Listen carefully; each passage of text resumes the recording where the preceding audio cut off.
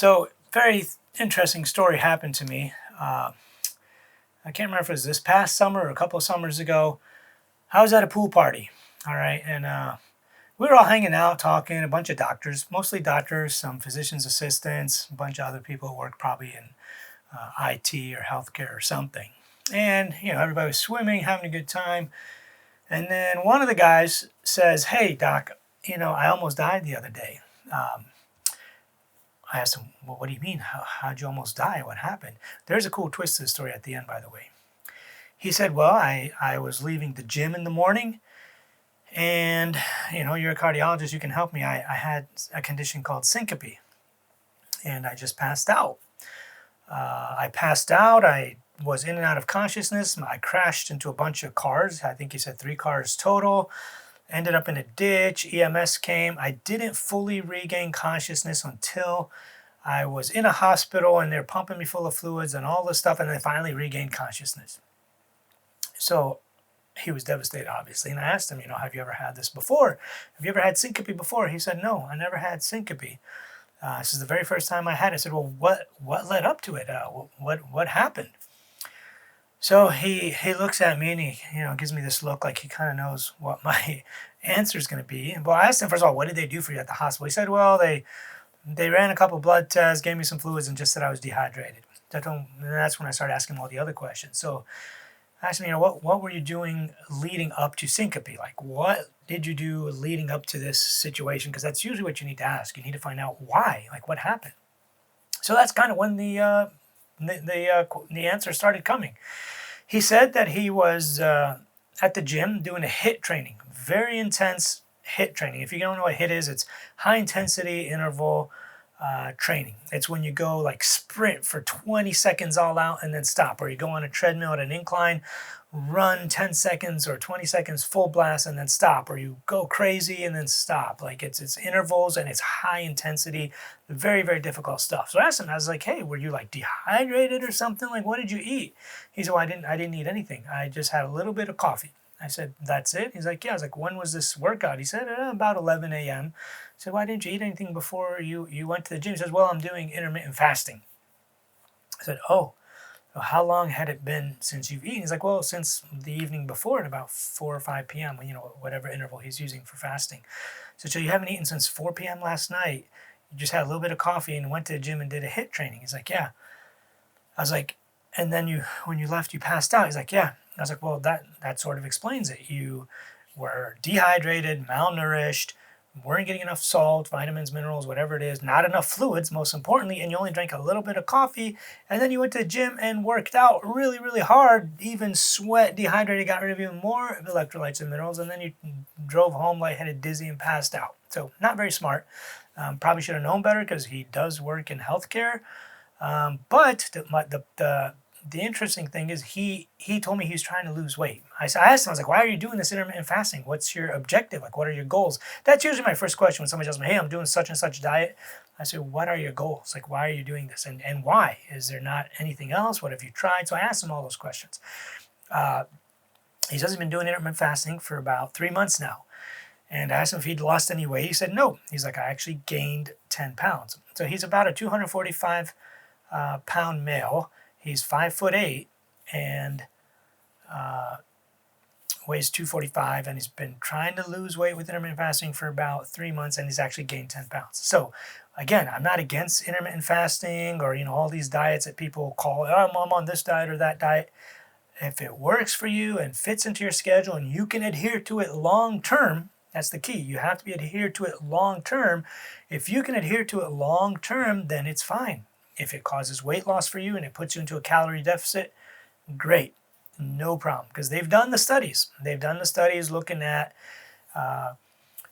intermittent fasting, where somebody eats in a certain window or on certain days. They eat 5 days out of the week and then fast for 2 days straight, or they eat from 1 to 5 or 2 to 6, whatever it is. They've done those studies where people eat this many calories in this amount of time compared to eating all throughout the day, but they kept them isocaloric. They equated calories and protein. When you equate calories and protein, it does not matter what time of day you eat. If you eat all your calories at once or you spread them out over 2 or 3 meals, 3 big meals, 6 small meals, whatever it is, it makes no difference. if you ate your calories, the same amount of calories, the same amount of protein. Just put that aside. So we keep talking, whatever, no big deal. And then one of the other doctors chimes in. He's like, hey man, why don't you just eat 1,200 calories a day?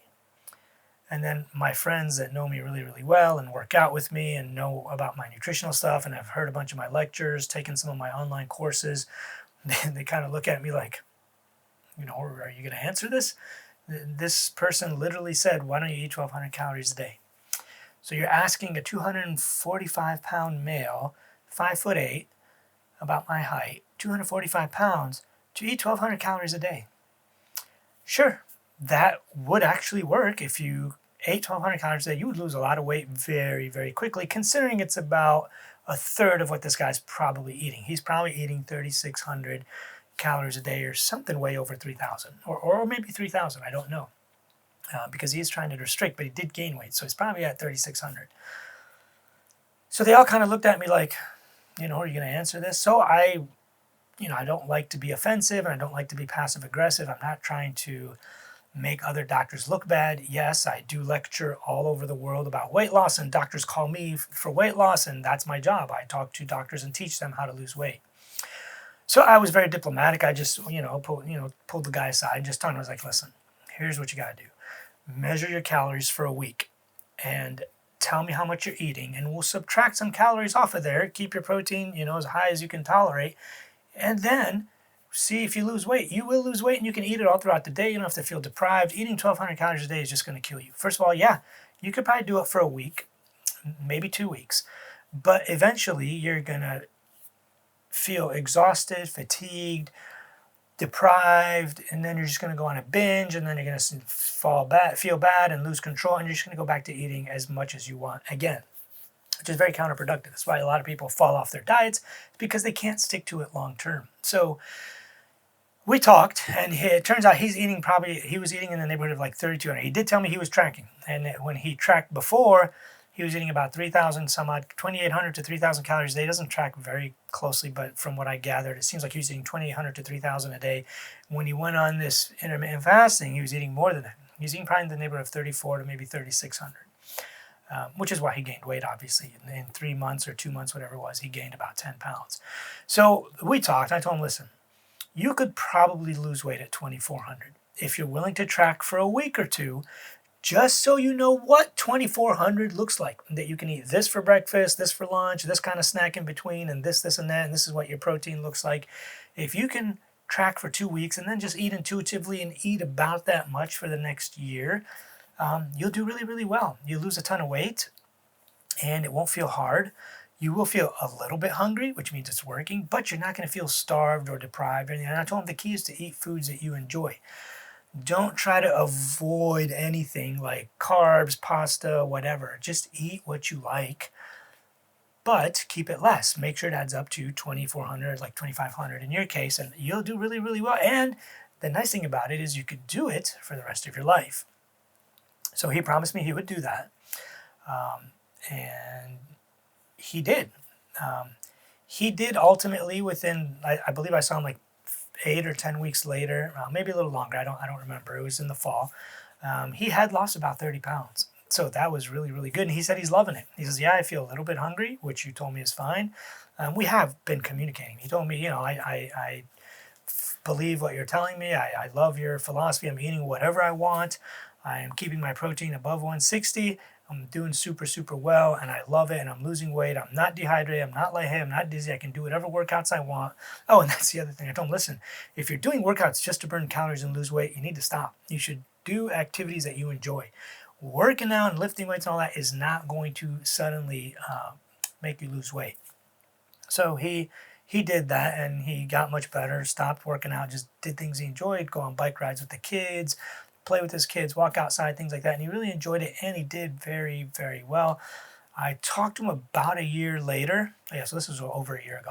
So I talked to him about a year later, maybe 9 months, and he was down about 65 pounds and doing really, really well. And it wasn't like massive amounts of weight loss. Like, sure, if he would have done the 1,200 calorie diet for 6 months, first of all, he'd be emaciated. He'd lose tons of lean body mass, lots of muscle and all that. He wouldn't feel good at all. He'd feel starving, deprived, dehydrated, all that.